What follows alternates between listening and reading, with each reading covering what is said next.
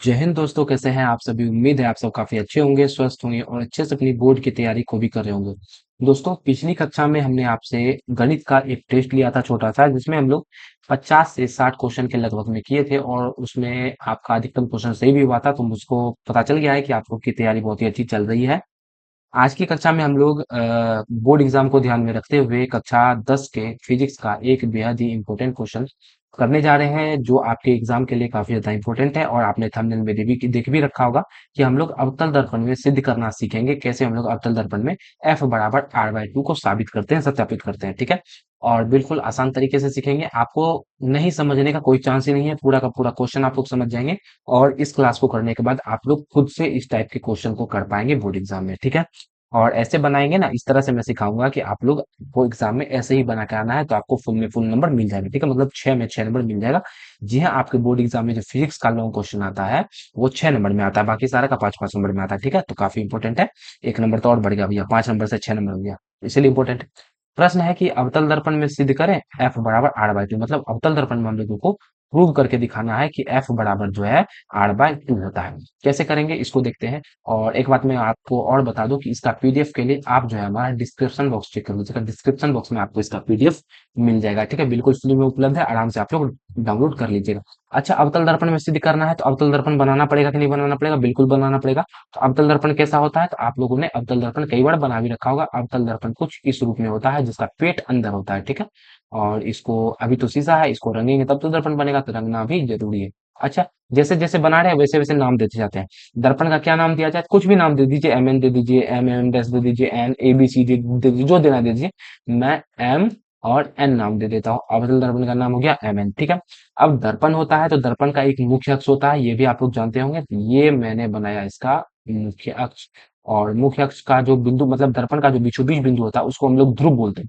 और ध्रुव को पी से दिखाते हैं, जिसका इंग्लिश पोल होता है। ठीक है।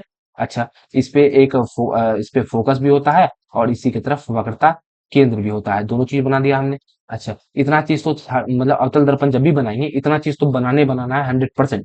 चाहे आप लोग वन बाई भी minus one by you, one by भी प्लस वन बाई यू बराबर वन बाई एफ, मतलब दर्पण सूत्र सत्यापित कर रहे हो, चाहे एफ बराबर आर बाई टू सत्यापित कर रहे हो, चाहे आपको कोई परिस्थिति दे दिया कि केंद्र पर फोटो है, इसका प्रतिबिंब कहाँ बनेगा, ऐसा क्वेश्चन आपके एग्जाम में बनता है मेरे दोस्त। ठीक है। तो आपको इतना दूर तो करना ही करना है, हर दर्पण मतलब अवतल दर्पण का जब भी क्वेश्चन आएगा इतना तो बनाना ही बनाना है। चलिए, तो इसमें हम लोग कैसे सिद्ध करेंगे? अवतल दर्पण में F बराबर आर बाई टू सिद्ध करना है। तो इसके लिए हम लोगों को क्या करना पड़ेगा? एक किरण हम लोग लेके आएंगे मुख्य अक्ष के समांतर। ये किरण आ गया सर जी मुख्य अक्ष के समांतर। और आपने ये पढ़ भी रखा है कि मुख्य अक्ष के समांतर जो किरण आती है वो परावर्तन के बाद फोकस से होकर के गुजर जाती है। तो ये किरण किधर से जाएगी? ये किरण आपकी फोकस से चली जाएगी। इसको फोकस बोलिए या मुख्य फोकस बोलिए, बात एक ही है। ठीक है। ये किधर से चल गई? फोकस से चली गई। अच्छा, इसको क्या बोलते हैं? जो दर्पण के सतह पर जो किरण आती है इसको आपतित किरण बोला जाता है। और टकराने के बाद जो वापस चली जाती है इसको परावर्तित किरण बोला जाता है। कोनो दिक्कत, कोनो समस्या, कोनो परेशानी नहीं होना चाहिए सर जी, बिल्कुल नहीं होना चाहिए। ठीक है। चलिए, तो अब अभिलंब भी तो बनाना है। अभिलंब बनाए कहाँ? आपने परावर्तन का नियम पर रखा होगा कि आपतित किरण, परावर्तित किरण और आपतन बिंदु पर जो अभिलंब डाला गया होता है तीनों एक ही समतल में होता है। तो आप ध्यान दीजिए, इसको हम लोग आपतन बिंदु बोलते हैं, जहां पे किरण टकराती है। ठीक है। तो चलिए अभिलंब बनाया जाए। अब हम लोग बनाएंगे अभिलंब। अभिलंब कहाँ से खींचते हैं सर जी? अभिलंब को खींचा जाता है केंद्र से। केंद्र से आपतन बिंदु पर जो लंब खींचेंगे उसी को हम लोग अभिलंब बोलते हैं। अब इसका नाम भी तो होगा, सॉरी नाम कहते हैं। अभिलंब और आपतित किरण के बीच में जो एंगल बनता है उसको हम लोग आपतन कोण बोलते हैं। और आपतन कोण को किससे दिखाते हैं? आप लोग पढ़ रखे होंगे, आपतन कोण को हम लोग आई से दर्शाते हैं। अभिलंब और परावर्तित किरण के बीच में जो कोण बनता है उसको हम लोग आर से दर्शाते हैं, इसको हम लोग परावर्तन कोण बोलते हैं। अच्छा, इतना दूर में कोई दिक्कत? कोई दिक्कत नहीं होना चाहिए। एक दर्पण बनाया, दर्पण का नाम दिया एम एन, इसका बीचों बीच जो बिंदु होता है उसको ध्रुव बोलते हैं। और ध्रुव पर ही मुख्य अक्ष आता है, मुख्य अक्ष आके मिला दिए ध्रुव पर। मुख्य अक्ष पर एक फोकस होगा, एक केंद्र होगा। ठीक है जी। इसके बाद एक किरण लाए मुख्य अक्ष के समांतर और परावर्तन के बाद फोकस होकर गुजार दिए इसको। अच्छा, अभिलंब से हम लोग केंद्र से हम लोग अभिलंब भी खींचे आपतन बिंदु पर। और अभिलंब खींचने के बाद दो कोण बना, एक बना आपतन कोण, एक बना परावर्तन कोण। अब थोड़ा सा किरण का भी नाम दे दिया जाए, किरण का नाम दे दिया जाए, कुछ नाम दे देते हैं किरण का, ए बी नाम दे देते हैं। चलिए, किरण को बोल दिया जाए ए बी। ए बी एक किरण है जो दर्पण पर आपतित होती है और टकराने के बाद फोकस होकर गुजर जाती है। बस इतना सा फिगर आपको पता होना चाहिए। एक दो चीज और मैं आपको बता दूं। अच्छा, एक बात ध्यान में रखिएगा कि ध्रुव से लेकर के फोकस तक की दूरी को हम लोग फोकस दूरी बोलते हैं, इसको हम लोग एफ से दिखाते हैं। ठीक है। और ध्रुव से लेकर के केंद्र तक के दूरी के बीच की दूरी को हम लोग वक्रता त्रिज्या बोलते हैं, जिसको हम लोग आर से दर्शाते हैं। इतना चीज आपको पता होना चाहिए। अगर इतना सा फिगर बनाने के लिए आप लोग सीख जाएंगे तो आपको कहीं भी दिक्कत नहीं होगा मेरे भाई, आराम से आप लोग इस क्वेश्चन को कर पाएंगे, ठीक है। और फिगर में आपको जहाँ पे भी समझ नहीं, मुझे तो लगता ही नहीं है कि समझ में नहीं आया होगा, स्टेप बाय स्टेप मैंने बताया। तो अगर आपको फिगर में कहीं भी समझ में नहीं आया है तो दोबारा से प्लीज थोड़ा सा पीछे करके देख लेंगे तो आपको क्लियर हो जाएगा। और जब तक फिगर नहीं बनेगा तब तक आप क्वेश्चन को सॉल्व नहीं कर पाएंगे। क्लियर है? चलिए, अब क्या करना है। अब जो भी कर्मकांड हम लोग इधर कर चुके हैं, जो भी कर्मकांड हमने इधर किया है, उसको हम लोग अपने शब्दों में इधर लिखेंगे। लेकिन क्या होता है ना, बहुत मतलब बहुत टीचर जो है इतना लंबा लिखा देंगे उसको कि आप लोग समझ नहीं पाएंगे। तो उतना लंबा लिखना ही नहीं है, दो चार शब्द लिखना है, जो मैं लिख के दिखा देता हूँ वही आपको बोर्ड एग्जाम में लिखना है, आपको फुल में फुल मार्क्स मिल जाएगा। मान लेंगे पहले, पहले मानेंगे, माना कि, अच्छा दर्पण का नाम क्या है जी, माना कि mn जो है, mn एक कैसा दर्पण है, अवतल दर्पण है, लिखेंगे माना कि mn एक अवतल दर्पण है। अच्छा कोई दिक्कत इसमें, कोई दिक्कत इस लाइन में, कोई दिक्कत नहीं होना चाहिए। अब लिखेंगे यहाँ पर जिसका, अब जिसका क्या, अब जिसका क्या, देखिए जिसका ध्रुव, ध्रुव कितना है जी, ध्रुव p है। अच्छा वक्रता त्रिज्या भी है क्या, हाँ वक्रता त्रिज्या, वक्रता त्रिज्या कहाँ से कहाँ तक का दूरी होता है, वक्रता त्रिज्या पी से सी तक का दूरी को वक्रता त्रिज्या बोलते हैं। अच्छा पी से सी तक का दूरी कितना है, आर है ना जी, तो इसको आर लिख देंगे। अच्छा फोकस दूरी भी है क्या, बिल्कुल है, तो लिखेंगे फोकस दूरी, फोकस दूरी, फोकस दूरी क्या है, पी से एफ तक का दूरी को फोकस दूरी बोलते हैं, ये एफ दिया हुआ है, ठीक है, एफ मानिए इसको। ठीक है, इतना सा आपको करना है बस। मान लेंगे एम एन एक अवतल दर्पण है जिसका ध्रुव P है, वक्रता त्रिज्या फोकस दूरी वक्रता त्रिज्या पीसी बराबर आर और फोकस दूरी पीसी बराबर एफ। इतना सा में कोई दिक्कत, कोनो समस्या, कोनो परेशानी बिल्कुल नहीं होना चाहिए, बस इतना सा आपको लिखना है, ठीक है। ज्यादा लिखने से कॉपी भर जाएगा, होगा कुछ नहीं, नंबर आपको 6 का 6 ही मिलना है। बस हमको जो जो काम का है, जैसे ध्रुव का, ध्रुव मतलब दर्पण का बीचों बीच बिंदु होता है, वो ध्रुव लिख दिए। अब बाकी काम तो हमको एफ और आर का आना है, काहे कि एफ ए आर का तो यहाँ प्रूव करके दिखाना है, बाकी कोई चीज काम नहीं है, ठीक है। बस इतना सा करेंगे हम लोग। चलिए, अब हम लोग क्या करेंगे, इतना सा तो भैया जो कर्मकांड के इसी को लिखे हैं। अब हम लोग सॉल्व करना शुरू करेंगे क्वेश्चन को। सॉल्व कैसे करेंगे, तो हम लोग क्या करेंगे, सबसे पहले लगाएंगे परावर्तन का दूसरा नियम। पहला स्टेप में तो ये काम करेंगे, सॉरी, पहला स्टेप में हम लोग इमेज बनाएंगे, दूसरा स्टेप में हम लोग ये नाम उम लिखेंगे। अब तीसरा स्टेप में चलते हैं, तीसरा स्टेप में लगाएंगे परावर्तन का नियम, लिखेंगे परावर्तन के, परावर्तन के दूसरे नियम से। अब दूसरा नियम क्या है तो आपको पता होना चाहिए, दूसरे नियम से, दूसरे नियम से। अब दूसरा नियम क्या है, आपतन कोण परावर्तन कोण के बराबर होता है, मतलब कोण आई बराबर होगा कोण आर के, यही तो होगा। अब यहां से देख के बताइए, ये जो कोण आई है, इसको अगर हम लोग एबीसीडी के भाषा में लिखे तो क्या नाम लिखेंगे, कोण ए बी सी, यही तो नाम होगा इसका, क्या कि बीच में तो बी पड़ रहा है, जहां पे आई मतलब जहां पे एंगल है वो बीच में होगा, तो भैया इसका आई को हम लोग लिख सकते हैं कोण ए बी सी बराबर। अच्छा आर को कौन सा कोण लिखेंगे, देखिए भैया ऐसे ही तो दिया हुआ है, इस रूप में बना हुआ है, एक डॉट डॉट करके दिया हुआ है, हालांकि यहाँ है आपका चलिए इसको ऐसे बना लीजिए, ये है आपका सी, यहाँ से एफ से गुजरा है, और यहाँ पे बी, यहाँ पे बन रहा है भैया आपका आर, तो इस कोण को क्या बोलेंगे, सी बी एफ नहीं बोलेंगे क्या, सी बी एफ या एफ बी सी, दोनों में से इस कोण के बारे में बात हो रहा है, तो बोलेंगे कि नहीं बोलेंगे, बिल्कुल बोलेंगे। तो इसको हम लोग लिख सकते हैं कोण सी बी एफ। कोई दिक्कत, कोनो समस्या, कोनो परेशानी नहीं होना चाहिए सर जी, ये बिल्कुल आसान चीज है, इसमें कुछ है ही नहीं, बिल्कुल आसान चीज है। ठीक है। अच्छा अच्छा, एक बात बताइए मेरे भाई, ये कौन आई है, मैं आपको एक चीज बता दूं, पहले तो एक चीज बता दूं, देखिए मान लीजिए ऐसे करके दो कोई समांतर रेखा जा रही है, और एक किरण इसको ऐसे तिरछे ऐसे करके या ऐसे कर कोई रेखा जा रही है, तो इसको हम लोग एकांतर कोण बोलते हैं, जैसे कि इसको एकांतर कोण बोला जाता है, एकांतर कोण बोला जाता है। इसमें होता क्या है दरअसल, कि ये बड़ा वाला जितना कोण दिख रहा है, ये वाला, ये वाला, ये वाला और ये वाला, ये चारों कोण आपस में बराबर होता है। यदि इसको 120 मान लिया जाए तो ये भी 120 होगा, ये भी 120 होगा और ये भी 120 होगा। सेम टू सेम यही प्रोसेस इस वाले कोण के साथ में भी होता है, जिसको मैं दूसरा कलर से दिखा दूं, इस कोण के साथ में भी होता है। यदि इसको 60 मान लिया जाए तो ये 60, ये भी 60, ये भी 60 और ये भी 60 हो जाएगा, ठीक है। तो मतलब ये जो कोण मतलब बराबर होता है, इसको इस तरीके को हम लोग एकांतर कोण बोलते हैं। इस टाइप के कोण को क्या बोला जाता है, एकांतर कोण बोला जाता है, ठीक है। सेम टू सेम यही चीज यहाँ पर भी देखने को मिल रहा है। एक किरण आपका मुख्य अक्ष, देखिए ये तो आपका मुख्य अक्ष हो गया, जिसमें हम लोग सी है, पी है, बीच में कहीं एफ का तिलका है, और एक आपका जो है, एक आपका ये है, ए है, बी है, ऊपर में जो मुख्य अक्ष के समांतर जो किरण लेके आए हैं। और यहाँ से मेरे भाई, यहाँ से एक किरण आपका सी से होकर के ऐसे गुजर रहा है, जो यहाँ पर आई बन रहा है, ठीक है। अगर इसको थोड़ा सा हम लोग बड़ा करके देखें, आड़ पाड़ करके देखें, तो देखिए दरअसल ये वही चीज तो है, समांतर किरण को एक रेखा मतलब प्रतिच्छेद कर रही है। तो यहाँ ये आई है तो ये भी आई होगा, ये भी आई होगा, होगा कि नहीं होगा, मतलब ये अंदर में जो कोण बन रहा है यहाँ पर, ये वाला कोण क्या हो जाएगा, आई हो जाएगा मेरे भाई। तो यहाँ पर जो कोण बन रहा है ये वाला भी क्या हो जाएगा, आई हो जाएगा। कोई दिक्कत, कोनो समस्या क्यों हुआ, काहे कि एकांतर कोण है, मतलब ये कोण और ये कोण बराबर हो जाएगा, किस नियम से, एकांतर कोण के नियम से। क्लियर है, समझ में आ गया।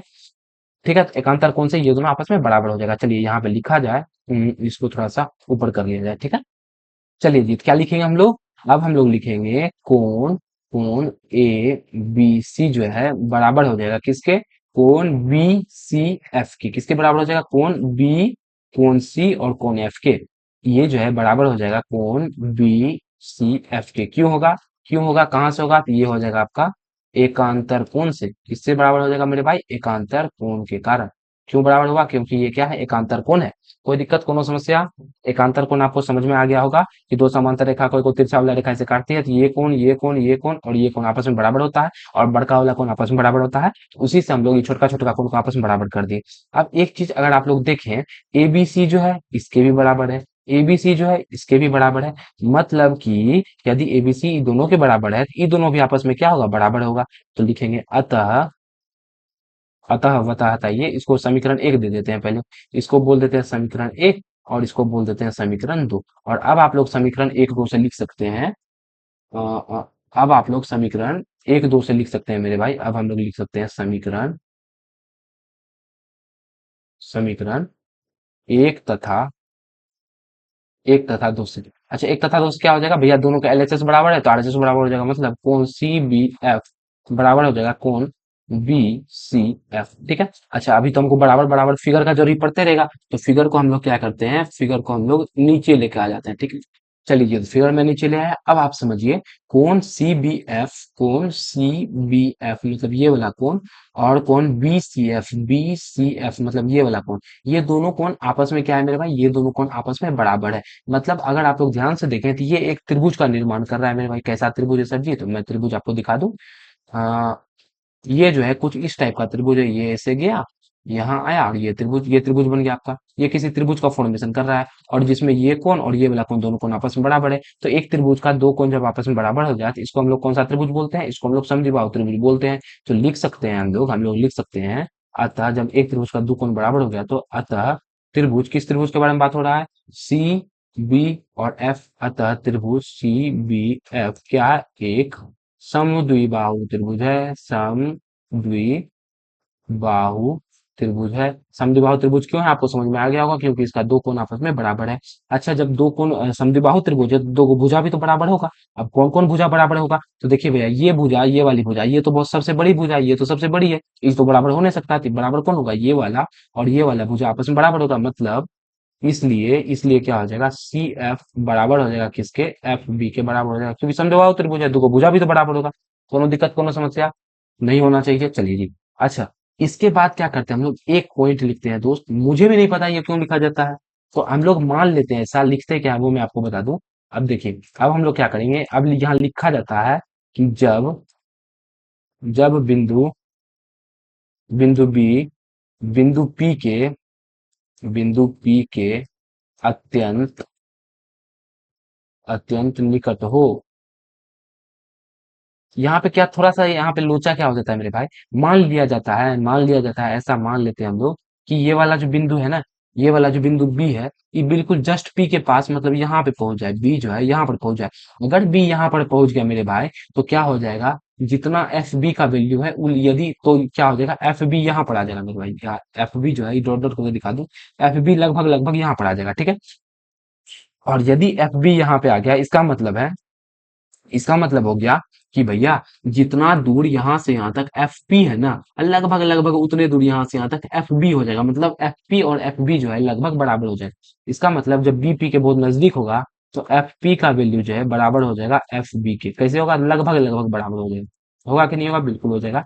अगर आप लोग खुद से करके देखेंगे ज्यादा अच्छे से आपको क्लियर हो जाएगा। ठीक है, तो दोनों आपस में बिंदु क्या होगा, बराबर, मतलब दोनों दूरी क्या होगा, बराबर हो जाएगा। इसका मतलब हुआ कि हम लोग एफ बी की जगह, एफ पी की जगह पे हम लोग एफ बी रख सकते हैं। ठीक है, तो इसको बोल दीजिए समीकरण तीन, दो तक तो ये क्या था, तो लिखेंगे समीकरण तीन में एफ पी का मान रखने पर, या आप लोग समीकरण तीन से भी सिर्फ लिख सकते हैं, जब हम लोग जब यहाँ पे इसका मान रखा जाए मेरे भाई, थोड़ा सा इसको ऊपर कर लिया जाए पहले तो। चलिए, जब हम लोग इस समीकरण तीन में हम लोग इसका वैल्यू रखेंगे तो क्या आ जाएगा, देखिए इधर तो सी एफ है, क्या सी एफ की जगह सी एफ बराबर, इधर एफ बी की जगह क्या रख देंगे, एफ बी की जगह क्या रखेंगे, एफ बी यहाँ कर लीजिए, एफ बी की जगह पे हम लोग एफ पी रख देंगे, एफ पी रख दिया जाए। ये पूरा का पूरा मुख्य अक्ष है। मुख्य अक्ष में यहाँ पर आपका पी दिया हुआ है, यहाँ पर आपका एफ दिया हुआ है, और यहाँ पर आपका सी दिया हुआ है।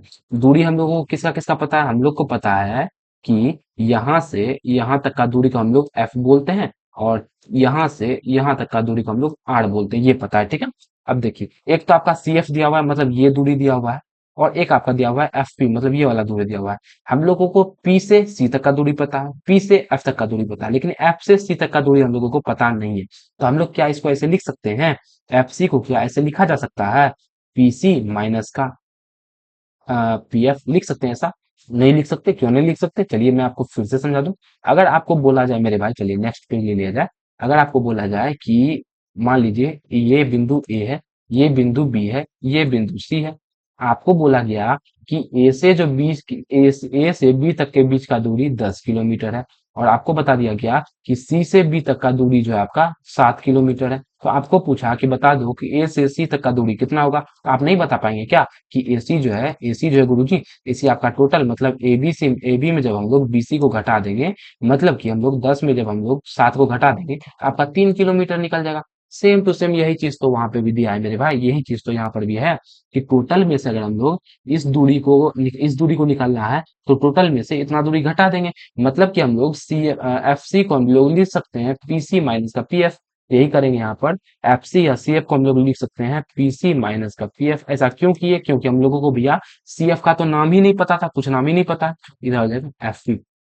यदि यहाँ से हम लोग एफ पी को एक तरफ कर लें, तो इधर हो जाएगा पीसी बराबर एफ पी प्लस का एफ पी। अब इतना बुड़बक तो है ना कि एफ पी प्लस का इतना बुड़बक तो है ना कि दोनों को जोड़ के अलग अलग लिखना पड़े, भैया दोनों को लिख दीजिए, एफ पी प्लस का F P, two F P हो जाएगा, ये हो जाएगा टू एफ पी। अब नाम रख दीजिए, पीसी कितना था, पीसी को हम लोग क्या बोलते हैं, पी से सी तक का दूरी को आर बोलते थे, ये हो गया 8 बराबर पी एफ कितना, पी एफ को हम लोग एफ बोलते थे, एफ। अब बताइए गुना में इधर क्या चीज हो जाएगा, भाग में नहीं हो जाएगा इसका। आज जब भैया भाग में हो ये जाएगा, फिर दिक्कत क्या है, यहाँ हो जाएगा 8/2 बराबर एफ। और यही तो हमको प्रूव करना था, यही तो हम लोगों को प्रूव करके दिखाना था सर जी, कि जो है ये दोनों जो है आप, यही तो हमको प्रूव करके दिखाना था कि एफ बराबर 8/2 हो गया प्रूव। आशा है आज का क्लास आपको पसंद आया होगा, और जो टॉपिक हमने समझाया वो आपको अच्छे से समझ में आया होगा। तो वीडियो को लाइक कर देंगे, चैनल को सब्सक्राइब कर देंगे, और शेयर भी जरूर से कर देंगे। तो मिलेंगे आपसे कल की कक्षा में, तब तक हंसते रहेंगे, मुस्कुराते रहेंगे। जय हिंद, जय भारत।